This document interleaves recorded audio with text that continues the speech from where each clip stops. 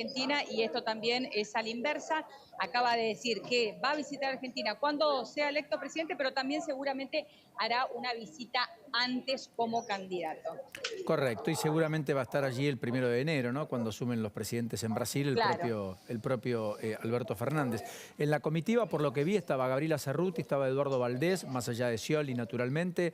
Carlos Heller. Carlos Heller también, bien me acota Javi. ¿Quiénes más fueron o están cerca allí, Helio, de las que podés identificar? Mira, Santiago Cafiero también está aquí acompañando al presidente. También está Julio Vitovelo, está Gabriela Cerruti, por supuesto que ustedes allí la vieron. Está la secretaria de Legal y Técnica, Vilma Ibarra. Bueno, Eduardo Valdés y Carlos Heller, ustedes ya los mencionaron. Y además Guado de Pedro, que llegó hace ya un par de días, está aquí en San Pablo. Y a otra que hemos visto hace 2 días ya instalada aquí en San Pablo, también fue a Victoria Donda, la titular del INADI, también vino aquí a acompañar a Lula en las elecciones. O sea, prácticamente el PJ porteño y la transversalidad porteña, a propósito de Victoria Donda, a propósito de Cerruti y Vilma Ibarra. O sea, el albertismo con Vito Velo, Santiago Cafiero, el del Grupo Callao, sí. Y Eduardo Valdés, el hombre que a todas luces expresó lo que dicen que Alberto piensa, aunque Alberto no manifestó en público, que es que si fuera por él, la PASO no la deroga, no la vota, al igual que Santoro. Fíjate cómo juega la interna del gobierno, Paulino, porque claro, hoy estamos viendo, y lo acabamos de ver, más el albertismo. Días antes, el fin de semana, habíamos visto más los que responden a Cristina Kirchner, que son los que le acercaron la gorra a Lula da Silva, ¿no? Estamos hablando de Parrilli, que estuvo, de Victoria Donda, de Pietra Gala y del propio Guado de Pedro también, ¿no? ¿Guado no está ahí con Alberto ahora, Helio? Mira, le sumo un dato más. No nos dejaron pasar más allá de donde habló el presidente. Ellos tienen otra salida. Hoy Alberto Fernández ingresó, estaba toda la prensa nacional e internacional esperándolo en la puerta del Hotel Intercontinental. Les digo que la verdad que es impresionante la cantidad de medios que están aquí, por supuesto que vinieron a hacer la cobertura de las elecciones brasileñas. Y igualmente el presidente Alberto Fernández decidió con toda su comitiva ingresar por el subsuelo. Nadie lo pudo ver, lo corrimos, claro, ingresaron por el subsuelo, no bajaron las ventanillas y no dieron ninguna palabra a nadie. El único que sí estuvo presente fue Guado de Pedro, aquí en el lobby del hotel, junto a Daniel Scioli, con quien tuvimos la posibilidad de conversar. Hicimos una nota en el programa de Luis Novarecio, y allí Guado de Pedro dijo que él está intentando eliminar las elecciones de medio término, las legislativas. Eso contó hoy por la mañana. Gracias, Helio. Gran título, además. Fantástica tarea allí. Quiero sumar desde aquí a Daniel Bosco, que ya nos visita. Es uno de los consultores políticos más consultados. Es el presidente de yo diría, el Congreso Tradicional de Comunicación Política que cada año se lleva adelante en distintos países de América Latina. El último fue aquí en la Argentina, el próximo creo que es en Colombia, ¿no? Daniel, ¿cómo le va? Sí, ¿qué dice? Un gusto. Buenas tardes. Sí, es en Medellín el próximo encuentro, Paulino. En Medellín. Bueno, y que ha escrito este libro, que es Matrix Política, que tiene un elemento, lo pongo arriba del graph, de Editorial Galerna, la misma que cobija la querida Lourdes para sus publicaciones, de Editorial Galerna, sobre la construcción del candidato. Bueno, ¿cómo es que Lula vuelve a ser presidente y cómo es que Brasil define una elección entre los que gobernaron los últimos 20 años con una sociedad totalmente quebrada como la que se vio, con una elección muy finita como la que sucedió? Bueno, Paulino, en primer lugar, la grieta en Brasil está más viva que nunca, una hiperpolarización en primera vuelta. Y la clave era quién se quedaba con la categoría de la oposición en Brasil. Y Lula rápidamente, a partir de acuerdos, de alianzas, ya en la primera vuelta, se queda con esa categoría de oposición y pone en aprietos a un Bolsonaro que gran parte de sus virtudes para sacar en primera vuelta 43 y 49 en este último tramo de la campaña, en la segunda vuelta, es que enfrente estaba Lula. Entonces es como que uno se alimentaba con el otro. Tengamos en cuenta que la elección de Brasil confirma la 10ª elección consecutiva presidencial en América desde el inicio de la pandemia, donde pierden todos los oficialismos. Y no estamos diciendo que gana alguien de la oposición. Pierden todos los oficialismos. La primera empieza en República Dominicana y ahí vamos, desde la de Trump en Estados Unidos, Costa Rica, Honduras, Chile, Ecuador, Perú y la 10ª Brasil, ¿no? Es una tendencia Argentina donde... pierde la presidencia Macri en su momento, además. Claro, pero eso ya no estábamos en pandemia. Hablando desde la pandemia en adelante, Está bien. automáticamente las 10 elecciones presidenciales, lo que marca es que más allá de la apuesta a la economía, la salud, hubo una carencia de liderazgo de poder conducir a la sociedad con una mínima cantidad de expectativas y no en un estado actual de cancelación de futuro, de presente exacerbado, de entrar en la era de la inmediatez, de grandes problemas y complejidades que lo vimos. Ahora, cuando tuvimos la oportunidad entre primera vuelta y segunda vuelta de hacer una investigación en profundidad de la elección en Brasil, claramente uno identificaba los dos Brasiles, ¿no? Y eso tiene que ver con la identificación hacia Bolsonaro o hacia Lula. Cuando uno, ¿en qué se sustentaba el voto a Bolsonaro? Patriotismo, la seguridad, más mano dura, más poder a la policía y la lucha contra la corrupción. Podríamos resumir ahí estos principales atributos. Y en el caso de Lula, la humanidad, el cuidar a los pobres, la capacidad y la experiencia para gestionar, variables totalmente contrapuestas en los intereses de los brasileros y que después se vio claramente en el resultado electoral. Tal vez por eso se festejó en los penales, ¿no? Sí. En los penales en distintos lugares de San Pablo, también de Río de Janeiro, y en las favelas. En las favelas hay imágenes que se han replicado, reproducido, una violencia enorme, con armas, con disparos al aire. Mientras te escuchaba, Daniel, pensaba, perdieron todos los oficialismos en pandemia o las elecciones después de la pandemia. Con lo cual no hay un reverdecer de la izquierda. Hay primero y fundamentalmente, entendés vos, más que un corte ideológico en el voto, un corte por la frustración y por el enojo que produjo la pandemia y la actitud de los gobiernos en medio de la pandemia, ¿correcto? Sí, totalmente de acuerdo. El primer error, y claramente muchos lo quieren tratar de capitalizar políticamente para cada uno de sus países, una foto, un mensaje, un viaje tal vez a destiempo, porque la elección fue ayer, como pasa en el caso de Argentina. ¿Vos creés que fue un viaje a destiempo de Alberto? Bueno, generalmente se va el día de elección, no se especulaba por ahí que podía perder, no sé, me queda esa duda, ¿no? Digo, domingo era un día para aprovechar y el lunes ya está trabajando nuevamente en la Argentina. Pero, digo, haciendo un análisis profundo de la situación... Este es el festejo en las favelas, digamos. Miren lo que es eso. Impresionante, Daniel, que te interrumpo, pero... Sí, bueno, claramente Lula ha representado a los sectores populares y a los sectores pobres.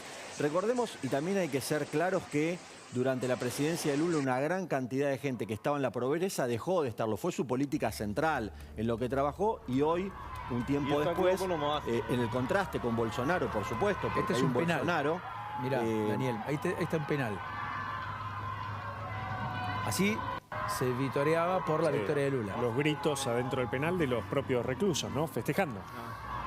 Yo creo que la división llegó a toda la sociedad brasilera y está muy marcado los sectores que apoyaban a uno y los que apoyaban a otro.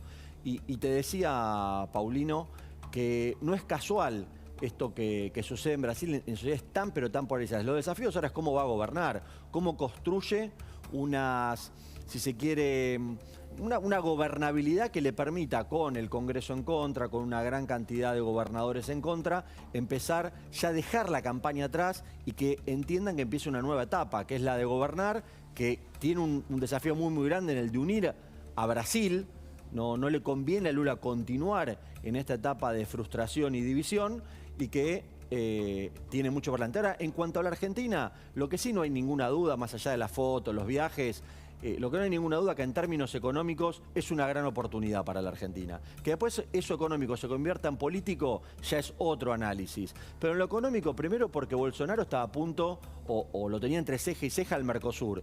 Y la Argentina y el Mercosur para la mirada internacional, el comercio y la economía, hoy es central y es fundamental Brasil como socio estratégico. Y el segundo porque empieza a haber un nuevo diálogo con una potencia que en una alianza estratégica con Argentina nos puede dar muchas oportunidades, donde claramente el próximo año electoral en la Argentina la economía va a ser uno de los ejes troncales que definan la elección y definan el voto sobre todo. Sí, ahora en ese sentido te escuchaba y decía, bueno, pero el Mercosur también tiene muchas materias pendientes, porque desde el pacto Sarney-Alfonsín de 1988 en adelante se constituyó con la idea de ser una unión aduanera perfecta. Y eso jamás lo pudo ser, jamás. Después algunos soñaron hasta con una moneda latinoamericana, ¿se acuerdan cuando estaba Chávez en vida? Sí, sí, sí. Después otros hablaron del Banco Nacional de Desarrollo. Tampoco se concretó. Y hoy, definitivamente, el sello Mercosur es un sello que está degradado. Y para nosotros el comercio con Brasil también ha mermado. Ha tenido más preponderancia el comercio con China, ha crecido el comercio con países fuera del Mercosur. Y efectivamente la mirada no fue unívoca, ni mucho menos, respecto a cómo dar saltos cualitativos. Uruguay planteó hacer acuerdos bilaterales de libre comercio, como los tiene Chile. Brasil planteó lo mismo. Argentina dijo que eso era detonar. En algún momento hasta algún presidente dijo, no queremos ser el lastre, Alberto Fernández, por lo que el propio presidente de Uruguay, Lacalle Pou, le estaba endilgando respecto al rezago con el que Argentina miraba los acuerdos, inclusive con el Mercosur, con la Unión Europea, perdón, de parte del Mercosur, que hay que ver si eso se puede reflotar o no, Daniel. Sí, volvemos al mismo. Creo que lo importante es que el Mercosur siga en pie y es una oportunidad para la Argentina. Y eso creo que es la buena noticia a tener en cuenta y que seguramente sea parte de los análisis, las negociaciones que vengan hacia adelante. Ahora, en lo real y concreto, la verdad que falta muchísimo para definir. En Argentina no está definido todavía el tablero electoral, Paulino. Comparto, no se entiende cuáles van a ser los frentes, cuáles son las alianzas, cuáles son esos liderazgos. ¿Cuáles van a ser las reglas de juego? ¿Cuáles van a ser las reglas de juego? Y cambiar las reglas de juego, cambian también liderazgos y posicionamientos que tal vez a priori en una interna tienen mucha más fortaleza, pero que en una general van a estar debilitados. Y eso me da la sensación de que vamos a vivir 6 meses de una gran intensidad en formato y en código político para los políticos y que hay un hilo muy, muy fino para que la sociedad sea partícipe de los temas que le interesan, le impactan todos los días, golpean todos los días y no por ahí la agenda netamente política de las leyes electorales y de qué le conviene a cada sector. Porque la sociedad se da cuenta cuando la política solamente está mirando qué me conviene a mi espacio político o cómo puedo seguir en un cargo o cómo puedo seguir ostentando un gobierno, ya sea municipal, sea provincial o sea nacional. Los focos y las reglas, por supuesto, van a estar puestos en lo nacional, sí. Pero no nos olvidemos que se eligen 22 gobernadores el año próximo, prácticamente todos los intendentes del país y la mitad de las cámaras legislativas. Y que haya paso o no haya paso, significa que va a haber gente que se va a beneficiar y gente que se va a perjudicar. Sí, y una vez más con esta idea, Javi, de que si no me conviene, desecho, ¿no? Son las provincias que vuelven a la ley de lemas, son las que derogan las PASO porque no les convienen y tienen autonomía y fortaleza en las legislaturas para por ley hacerlo. Bueno, y con las disputas propias también dentro del gobierno, vos mencionabas lo que había dicho Massa, de esta necesidad de unificar una posición dentro de la coalición de gobierno. También habló Aníbal Fernández, que le mandó un mensaje al kirchnerismo, al propio Guado de Pedro, si se quiere, dijo que se dejen de joder con el tema de las PASO, defendiendo la posición por ahora del presidente Alberto Fernández, y el propio Guado de Pedro, hoy en La Nación Más, con Luis Novarecio, que dijo, bueno, lo piden los gobernadores y los intendentes, que se suspendan las PASO. Por ahora, nada resuelto, ¿no? Yo creo de todas maneras que si el peronismo quiere tener competitividad, va a derogar las PASO. Porque ahí apuestan a que implosione el Frente de Juntos. Sí. Y en consecuencia, con una oposición atomizada, el peronismo con 40+1 aspirar en primera vuelta a ser presidente. En un fin de semana muy caliente para Juntos por el Cambio, ¿no? Por la foto de Rodríguez Larreta con Lustó y Morales, ¿no?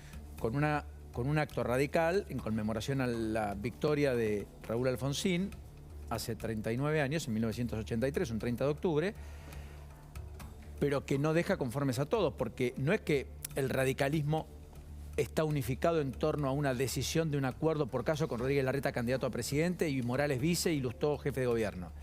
Porque además el PRO no resiste tampoco ese acuerdo, o no todo el PRO, que le está pidiendo al propio Rodríguez Larreta tener un candidato propio en la ciudad para no dejársela al radicalismo. Y que tal vez sueña con alguna otra pretensión presidencial. De Patricia Bullrich está claro, veremos Macri, que es un signo de interrogante. Pero en ese acuerdo con el radicalismo hay otros que tampoco, o con Rodríguez Larreta, hay otros que tampoco están satisfechos. Cornejo, Ernesto Sanz, Carolina Lozada, Manes. Entonces, claro, cuidado con la idea de vender que hay acuerdos monolíticos. No los hay, porque no hay conducción monolítica ni en el PRO, ni en el radicalismo, ni en el peronismo. definitivamente hay enorme atomización. Daniel, lo último, planteaste la gobernabilidad como ejemplo y como tarea titánica por delante para Lula. Esa gobernabilidad es en un contexto muy particular donde muchos estados han quedado en manos de los seguidores de Bolsonaro. El sistema impositivo a Brasil es inverso a la Argentina, es decir, el que recauda son los estados provinciales y luego giran al gobierno nacional. O sea, hay una dinámica también presupuestaria diferente, donde la administración con la chequera no es tan fácil, tan lineal como en la Argentina. Pregunta del millón es, ¿imaginás sentido común, responsabilidad y cohabitación rápida o turbulencias? Bueno, Paulino, siempre va a haber hasta que se acomode la situación turbulencias, pero creo que Lula llega en una etapa a esta presidencia en la cual tiene una gran oportunidad.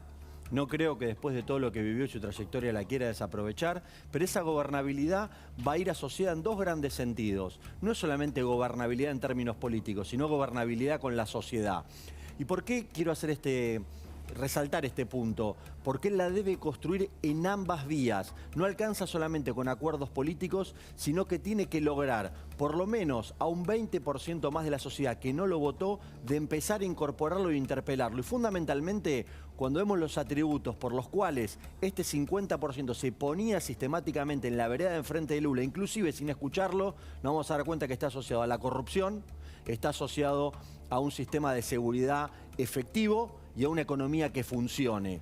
Yo diría que con estos tres temas, Lula puede empezar a recomponer con una parte de la sociedad que no lo votó. Y si logra recomponer ahí, va a ser mucho más fácil los acuerdos políticos, ya sea con gobernadores o con el Congreso, que seguramente va a ir por otro carril. Por último, muy breve, ¿esto agiganta la idea de que Cristina puede ser candidata o no ves ningún nexo lineal rápido? Bueno, podría haber una multiplicidad de nexos lineales o no lineales. Yo creo que para esa decisión, hasta mayo del año próximo, por más que muchos quieran tenerla, es muy difícil conocerla. Creo que va a ser el minuto a minuto. Primero está ver el sistema electoral, si hay paso o no hay paso, después cómo se conforman los frentes.